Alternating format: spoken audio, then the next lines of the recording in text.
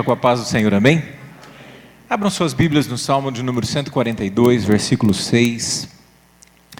Salmos 142, verso 6.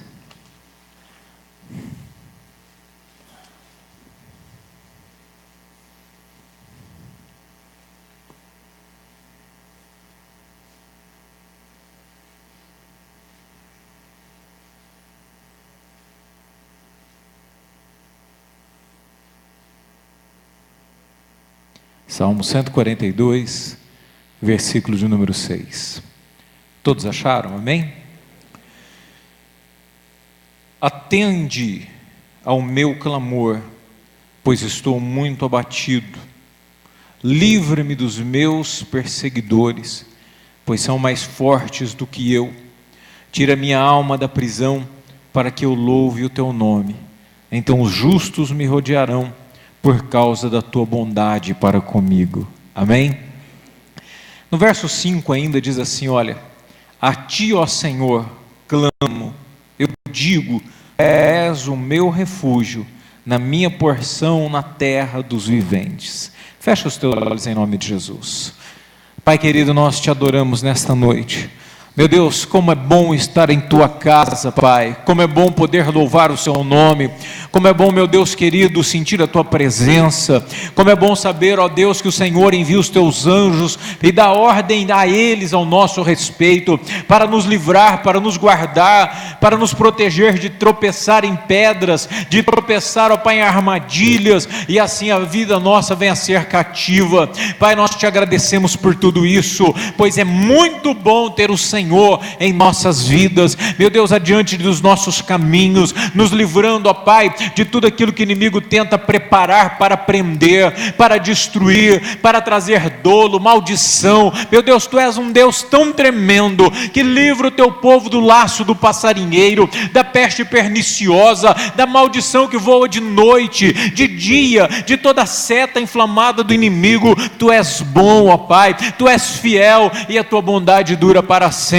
Por isso é que te adoramos, ó Pai, e te servimos, porque o teu amor nos alcançou, o teu amor nos constrange, e a tua palavra diz que o Senhor nos amou primeiro, e esta é a maior verdade. Tu nos amou, ó Pai, antes mesmo de nós mesmos sermos pessoas que lhe conheciam. Meu Pai, muito obrigado por tudo. Nesta noite colocamos esta pregação em tuas mãos, Espírito Santo. Venha falar conosco, com a igreja, com as vidas. Fala-nos, ó Espírito Santo, dando entendimento, a compreensão, ó Pai, para que possamos compreender o teu amor e o teu cuidado. É a nossa oração, ó Santo Espírito, em o nome de Jesus, e todos digam amém. Glória a Deus. Podeis assentar em nome de Jesus.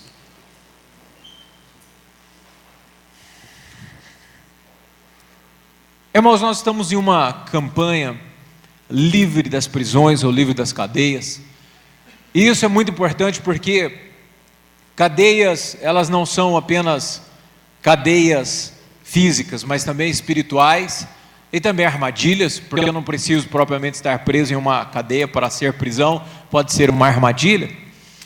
Mas nós precisamos também entender que Deus é quem nos livra das prisões, amém?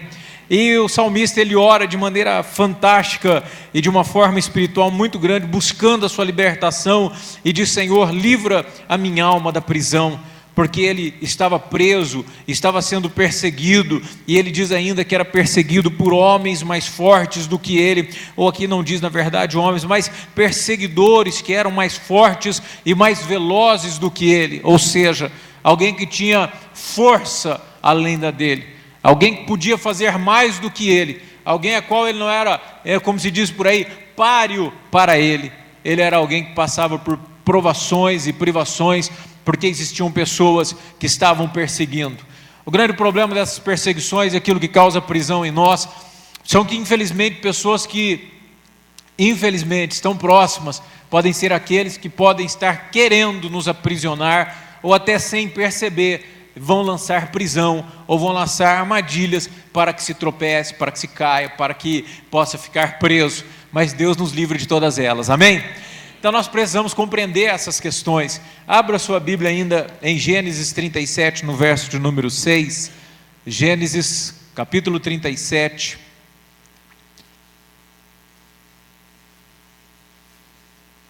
no versículo de número 6, e você vai entender o que eu quero dizer de prisões e cadeias, de alguém que está, inclusive, próximo, não é? Isso é muito perigoso, mas o sangue de Jesus tem poder para nos livrar. Vamos ler o verso 5 ainda, Gênesis 37, verso 5. José teve um sonho e o contou aos seus irmãos, por isso, o que diz aí? Que tanto, ainda mais. Olha que coisa horrorosa. José teve um sonho, e por este sonho, seus irmãos já o odiavam, e nós vamos ver que tem ligação aqui, relação com inveja.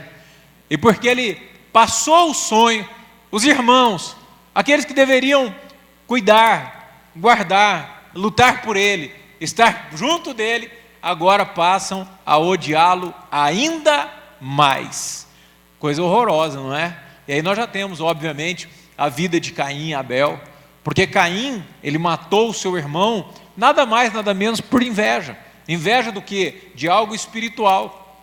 Inveja porque o seu irmão ofereceu a Deus um tributo e uma oferta, e a oferta de Abel sobe aos céus, mas a oferta de Caim não sobe, então ele mata o seu irmão. E aí são laços que você vai vendo, e aí nós vamos vendo que existem pessoas com inveja, e isso é maldito, porque não se deve invejar o irmão, na verdade não se deve invejar ninguém, mas quanto mais alguém que é próximo a você, pior ainda, acredito que é 2 vezes pior, 3, porque o que nós devemos desejar para as pessoas é toda sorte de bênçãos, amém? Mas infelizmente existe isso, pessoas que não têm Deus, pessoas que infelizmente não conhecem a graça, a misericórdia de Deus, vivem e se movimentam e são como os irmãos de José, que viram através do mover de Deus na vida dele alguma coisa acontecer e agora eles passam a ter inveja. Irmãos, eu conheço casos de inveja por estar na igreja, até pessoalmente falando, como normal, sem ser pastor, de pais que têm inveja de filho que tem inveja de pai, de marido tem inveja de esposa tem inveja de marido, nora tem inveja de sogra tem inveja de nora, irmão de outro irmão e assim por diante. Por quê? Ou por algo que possui, ou pelo próprio fato de ser diferente. E isso é um laço, e isso pode se tornar em cadeia. Vamos aqui, verso 6. E olha o sonho que ele teve, pois lhes disse: ouvi, pois, peço-vos este sonho que tive. Estávamos atando feixes no campo, e eis que o meu feixe, levantando-se, ficou em pé, e os vossos feixes rodearam-se e se inclinaram ao meu feixe. Então disseram seus irmãos: tu deveras reinarás sobre nós? Tu deveras terá domínio sobre nós? Por isso tanto mais o odiavam, por causa dos seus sonhos e de suas palavras. Teve ainda outro sonho, e os contou aos seus irmãos, dizendo: tive outro sonho, e eis que o sol e a lua e 11 estrelas se inclinavam perante mim. Quando o contou a seu pai e a seus irmãos, repreendeu o seu pai, dizendo: que sonho é esse que tivestes? Viremos eu e tua mãe e teus irmãos e inclinaremos em terra diante de ti? Então veja, fala para o teu irmão: não conte seus sonhos. Fala de novo para ele: não conte seus sonhos. Irmãos, porque de repente você pode, como se brinca, eu acho que a melhor descrição de alguém que quer tirar sarro de outra pessoa é quando o cara casa e ele diz assim: olha, casou, o que você tinha? Não tinha um pardal para dar água, não é isso? Então quer dizer, pardal é o passarinho que chega a ser praga. Ele não tinha nem um pardal para dar água, não tinha nada. Mas o camarada pode dizer: rapaz, eu não tenho nada, eu estou me casando, mas eu tenho projetos e sonhos, e eu sei que Deus me colocará em lugares altos. E aquela pessoa que escuta esse sonho, esse projeto, eu estou dizendo de um casamento, mas pode ser de um trabalho, pode ser ministerial, pode ser empresarial, pode ser emocional, pode ser de um casamento, qualquer sonho relativo a projetos futuros que Deus lhe dá. A melhor coisa que você faz é se calar, amém, irmãos? Porque o teu sonho pode se tornar cadeias para você, pode se tornar laços para você, eu quero ser um grande profissional nisso, daquilo, e eu estou projetando e eu vou e coisa e tal. Irmãos, a Bíblia diz que nós devemos nos demorar para abrir a boca. Sabe o que é demorar para abrir a boca? Deus está quase querendo dizer, cala a tua boca, sejam prontos para ouvir, tardios para falar. Quando Tiago descreve isso, ele está dizendo assim, é melhor você ficar de boca fechada, como se diz por hoje aqui, boca fechada não entra mosquito. É quase dizer assim, fecha a boca, não fica muito abrindo, porque por muito falar, na multidão das palavras, a Bíblia diz que há iniquidade. Então, infelizmente, José não teve esse cuidado e começou a falar os seus sonhos, que eram sonhos, inclusive, de Deus. Esses sonhos que José estava tendo eram sonhos pessoais? Não, eram sonhos de Deus para a sua vida, revelando algo a qual viria a acontecer. Que ele se tornaria chefe, que ele se tornaria senhor, governador, alguém importante, alguém grande, a qual o seu próprio pai chega a dizer, pirou, ficou louco José, você quer que eu creia que o sonho que você está tendo é que eu e sua mãe e teus irmãos vão se prostrar diante de você? Você está doido? E aí depois nós vemos que o seu pai ainda, lá no versículo de número 11, seus irmãos, pois, o invejavam. Seu pai, porém, guardava este caso no coração. O pai estava vendo que a coisa não estava boa, mas nós vemos duas palavras de ódio, e no finalzinho aqui nós vemos que os seus irmãos o invejavam. Odiavam, anda junto, e invejavam, anda junto. Então existem pessoas que estão vivendo momentos de laço em sua vida e de problemas sérios, porque estão falando sonhos, estão abrindo projetos. José talvez não teria passado por isso. É bem verdade que Deus transforma toda maldição em, diga assim, o meu Deus transforma a maldição em bênção. Amém. Então Deus pode mudar isso, e a mudança foi grande. Deus teria talvez outros caminhos. Os sonhos não eram malignos, os sonhos não eram carnais, os sonhos não eram de ostentação, o sonho não era de grandeza, os sonhos eram sonhos que Deus colocou na vida dele, de ninguém mais era, e mesmo assim isso se torna em laço, porque suscitou a inveja, e é tenebroso, porque sem mesmo você expor sonhos e questões pessoais, as invejas são levantadas, e isso se torna em laço. Então nós vamos vendo que José, infelizmente, cai em um problema grande. Em Gênesis 37, no versículo de número 12, a partir de então, começa a desenrolar. Não vamos poder falar tudo, mas você vai conseguir ter noção para direcionar e situar seus passos. Então diz, ora, seus irmãos foram apacentar o rebanho de seu pai em Siquém. Disse Israel a José, não apacentam os teus irmãos em Siquém? Vem e te enviarei a eles. Respondeu José, eis-me aqui. Então ele sai e vai buscar os seus irmãos, e vai ter com os seus irmãos. No verso 18, quando ele está chegando próximo aos seus irmãos, ocorre algo. Eles o viram de longe, e antes que chegasse onde estavam, faziam o que, irmãos? Conspiravam contra ele para o matarem. Que coisa amarga e terrível e horrorosa. Engraçado, né? Nós vamos entrando em algum lugar, estamos indo em algum, sei lá, local, ou até casa, ou empresa, ou lugar, você vem entrando, as pessoas podem te olhar de longe, não é? É dizer, ih, rapaz, lá vem, que nós acelera aí para nós detonar isso aí. Estou com inveja, eu odeio esse cara. Eu odeio essa mulher, eu odeio esse cara, eu odeio, se eu puder, dava uma paulada nele, se eu pudesse, mas eu vou puxar o tapete, vamos preparar uma coisa para matar o casamento dele, para matar o projeto, o sonho dele, eu odeio ele. Isso aqui, irmãos, nós não estamos falando de pessoas longe, nós estamos falando de irmãos, embora um se salvava, que é Rubem, era um que se salvava, entre aspas, porque não quis que fosse feito mal ao seu irmão. Todavia, já não havia mais tempo. No versículo de número 19 diz, disseram uns aos outros, lá vem o sonhador. Eles tinham inveja dele por dois motivos. O primeiro é porque o seu pai cuidava mais dele, era filho da velhice, e o seu pai também fez algo que é errado, nós já falamos sobre isso, deu uma melhor túnica, uma melhor cuidado para o seu filho. Jacó cuidava muito dele, porque era filho da sua mulher amada e filho da velhice, coisa e tal, cuidava muito dele, e por este cuidado, então havia uma inveja. E pelos presentes diferentes a qual o pai lhe dava, então gerou a inveja. E o ódio, porque ele se dizia ser maior, com sonhos que eram de Deus. Então eles colocaram o apelido dele de sonhador. Lá vem o sonhador, vamos matar o sonhador e vamos destruir este sonhador. Verso de número 20, eles falam o plano: vinde agora, matemo-lo e lancemo-nos em uma dessas cisternas e diremos: um animal selvagem o devorou, veremos então que será dos seus sonhos. Maldade, né, irmãos? Não é assim? A maldade do povo.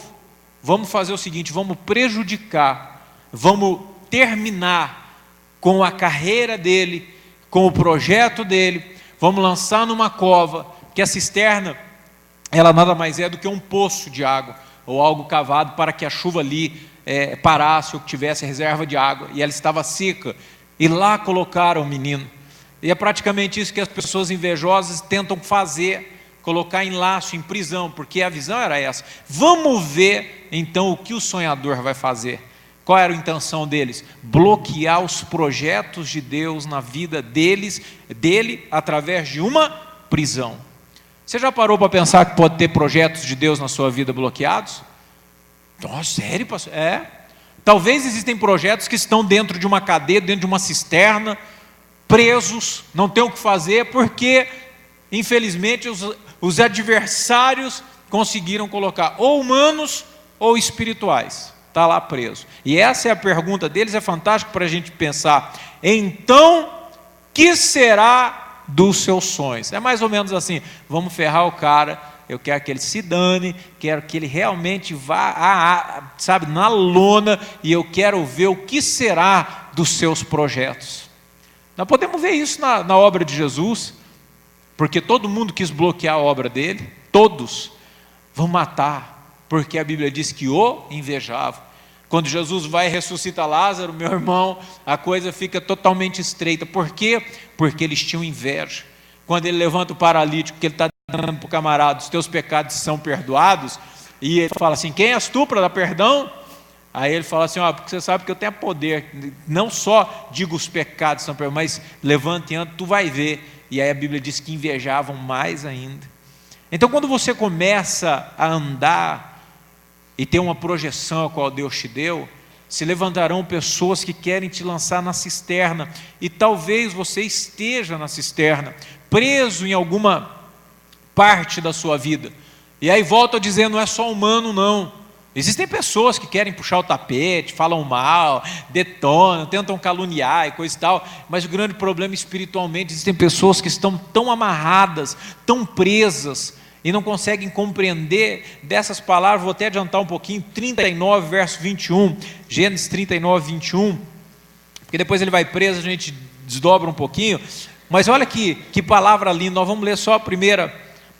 Diz assim, olha, o Senhor era com ele, ou com José, e estendeu sobre ele a sua benignidade, e concedeu graça aos olhos do carcereiro. Então não importa a prisão, não importa, se eu estou com Deus, Deus está comigo, amém, irmãos? Infelizmente, existem algumas prisões que nós, através das nossas ações, nós permitimos que ela venha. Né? José, é óbvio, a gente não vai entender isso nunca, mas se ele tivesse calado, talvez sim, ele poderia não ter caído, mas como seu pai o mimava muito, os irmãos tinham inveja dele, então infelizmente talvez seria suficiente essa inveja. 37 no versículo de número 24,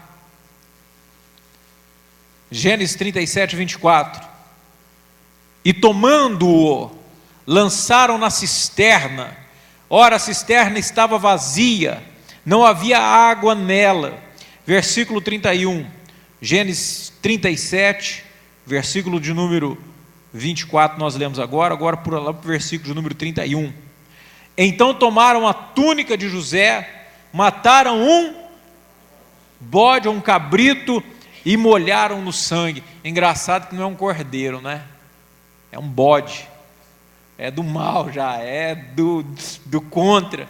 Mataram, então no versículo número 32, enviaram a túnica de várias cores a seu pai, e disseram, achamos esta túnica, vê se é a túnica do teu filho ou não. Digo o inimigo são falsos. Ó pai, ó que eu achei, ó patrão, né? Vai dar o tombo no cara da empresa, ó patrão que eu achei, ó o cara lá, ó que eu vi, é mentiroso. Para pôr em cadeia, para pôr o seu plano em ação, ele age com a falsidade, com a mentira, com o engano, para sair ainda ileso. Mas uma coisa nós sabemos, existe um que é justo juiz, e que não tem nada que está fora do alcance dos seus olhos, e eles vão ter que pagar, e o que Deus tem de plano na tua vida e sonho para você, irá se cumprir em nome de Jesus.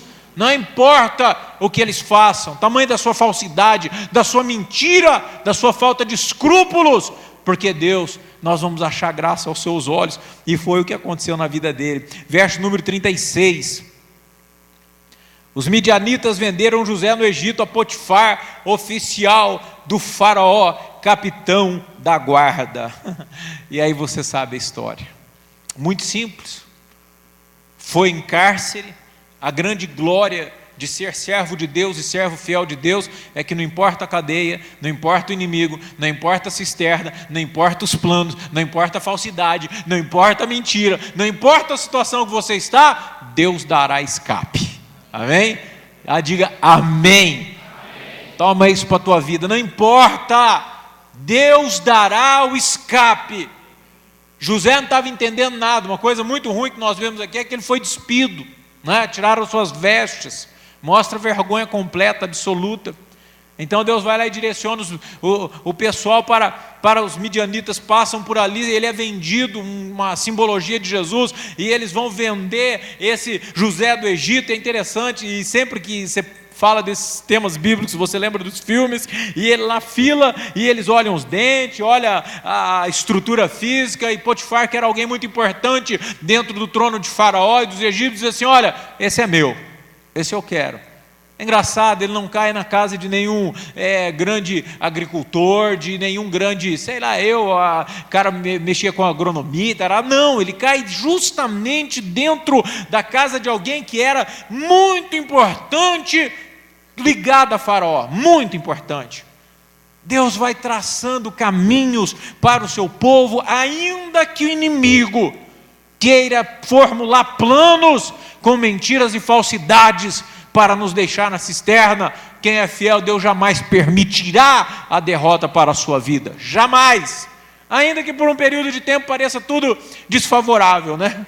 Tudo para José parecia desfavorável, porque pense bem, eu uma vez preguei e dizia que não teria nada pior do que seus irmãos, 11 cabeças de bagre, todos conspirando contra você, jogar você dentro de um buraco, e até em um primeiro instante ele, Naftali, tá brincando, não tá? Rubem, ei, vem cá, Isacar, vocês estão de brincadeira, né? Ei, tira eu daqui, conversa, rapaz. Eles foram matar um carneiro lá, foram comer, infestar, e não queriam nem saber. Quando passa o povo, diz: agora nós vamos matar ele. Não, matar não, de jeito nenhum. Vamos vender, ainda nós que os caras eram maus, vamos pegar um troco. E a questão geral disso é que na visão dele, ele acorrentado, e era, eu não sei, a mãozinha dele era com leite de pêssego, né, creminho, Nivea e não sei o que, bem cuidado, ele era o que não trabalhava, e agora ele se torna escravo. Muitas vezes, com certeza, José pensou: mas Deus, que é isso que eu passo?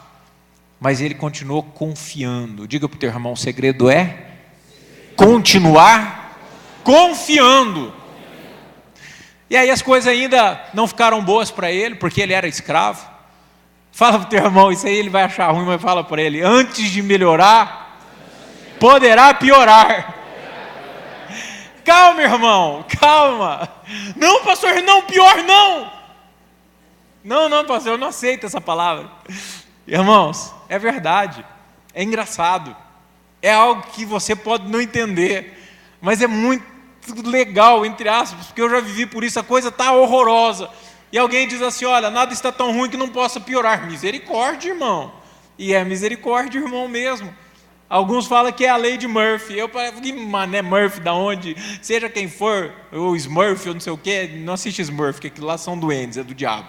Mas enfim, a coisa estava ruim, mas por um lado estava bom, porque o cara era tão bem tratado e ele trabalhava tão bem dentro da casa desse Potifar, que ele era o camarada que comandava tudo. Então ele era alguém realmente, até uma celebridade lá dentro da casa deste homem. Mas o diabo, não se dando por satisfeito e achando que o nosso Deus é cego e não se move, ele vai e cria outra cilada, coloca aquela louca, não é? Mulher de Potifar para tentá-lo, para assediá-lo. E obviamente não vai dar tempo de falar, mas ele então é acusado de assédio com a esposa daquele camarada e é preso novamente, preso outra vez, outra cadeia. Por isso eu digo para você que talvez antes de melhorar pode ser que piore. E eu já passei por N coisas na minha vida que estavam ruins e ficaram pior, mas Deus falou assim: eu só deixei piorar para ver até onde você ia e para te mostrar que eu sou Deus, e Ele traz a vitória às suas mãos. Resumo da conversa: esse camarada vai para a cadeia, de novo uma prisão. Dentro da prisão a Bíblia diz, como nós já lemos no 39, versículo número 21, que o Senhor era com ele. Então esse camarada interpreta os sonhos deste faraó e ele se torna nada mais nada menos do que o grande governador do Egito. Conclusão da história: todos os seus irmãos e o seu pai precisaram se prostrar diante dele. Os sonhos de Deus em nossa vida, nenhuma cadeia, nenhuma prisão poderão nos deter, nem a mim, nem a você. Amém, irmãos? Coloque-se em pé em nome de Jesus. Não há cadeias, não há prisões, não há nada que poderá nos tirar da presença de Deus e nos tirar a vitória qual Deus tem para nos dar. Talvez você se encontre em uma cadeia, em uma cisterna, sabe? Talvez você diz: pastor, a coisa está ruim e está indo para pior. Pode ser que seja isso mesmo, pode ser que piore antes de melhorar, mas uma coisa eu vou dizer a você: Deus é contigo. Deus era com ele, transformou este homem em um grande governador, e para a glória do Senhor, a promessa que era sobre a vida deste homem é sobre a sua vida, sobre a minha vida. E não importa com qual falsidade, com qual mentira, com qual engano, com qual inveja, com qual ódio o inimigo tenta contra a sua vida, Deus lhe trará libertação em o nome de Jesus. Aleluia. Ergue as duas mãos aos céus. Senhor, nós te adoramos nesta noite. Pai, nós sabemos que muitos são os inimigos, muitos opositores, muitos falsos, muitos que nos odeiam, muitos, ó Senhor, que, meu Pai querido, nos invejam. Meu Pai, mas nós sabemos também que nada disso importa, porque Tu és todo-poderoso. Nada importa, ainda que o mundo, ó Pai, venha contra nós, ainda que todas as forças, todos os exércitos, todas as criaturas venham contra nós, Tu és suficiente para nos livrar. Meu Deus querido, nenhuma praga, nenhuma maldição, nenhuma cova, nenhuma caverna, nenhuma cisterna, nenhuma cadeia, nenhuma corrente, nenhuma algema, nenhum laço do passarinheiro poderá permanecer em nossas vidas, porque Tu és sobre nossas vidas e nós cremos em Ti, Pai. A nossa fé é bem estabelecida, meu Deus, nós sabemos em quem nós cremos, por isso nós descansamos. Meu Deus, nós sabemos qual é o Teu poder e nós cremos em Tua palavra. Meu Deus, em nome de Jesus, nesta noite nós quebramos todo o domínio do mal, nós pomos por terra, Pai, todas as forças malignas da maldade, todas as forças que prendem, que oprimem, que subjugam, meu Deus, que se opõem. Em nome de Jesus nós quebramos agora cadeias e correntes, no nome de Jesus, caiam por terra. Meu Deus, trabalha em nossas vidas, como o Senhor foi com José, seja conosco, ó Pai, como o Senhor foi com Davi, ó Deus, e clama ao Senhor, porque a sua alma está em prisão. É por isso que estamos aqui, ó meu Deus, porque há momentos de angústia, de dor, de pesar, momentos, ó Pai Santo, de dificuldades, as quais não podemos andar e encarar sozinhos. Por isso estamos aqui para dizer: Senhor, eis aí a nossa dor, eis aí a nossa luta, eis aí, ó Senhor, a nossa batalha. Seja conosco, ó Pai. Estamos em sua casa sim para te adorar, mas estamos aqui também para lançar diante do teu altar as nossas dores, as nossas necessidades, meu Deus, o nosso pesar, é verdade, a nossa gratidão também. Mas Deus, nos dá a tua bênção, nos dá a liberdade, rompe as cadeias e correntes, ó Pai, em nossas vidas. Olha para esta mulher que sofre, ó Deus, emocionalmente. Olha para este homem que tem batalhas e lutas, ó Pai, tenazes e terríveis, e dá liberdade, ó Deus, aos jovens, às famílias, que as cadeias caiam, que sejam rompidas agora os poderes, e os dominadores das trevas sejam derrotados no poder e autoridade do teu nome. Venham por terra agora, em nome de Jesus, e o Senhor dê a paz, a liberdade necessária quando estamos nesta campanha, meu Pai, livre das prisões. Meu Deus querido, que o povo do Senhor tenha liberdade para te adorar, para proclamar a tua vitória, para, meu Deus, ter autoridade para também levar, meu Deus querido, liberdade aos cativos, porque nós somos do Senhor e a tua palavra está em nós. Cobre-nos com teu precioso sangue e permanece falando-nos, ó Deus. Esta é a nossa oração e o nosso pedido em nome de Jesus.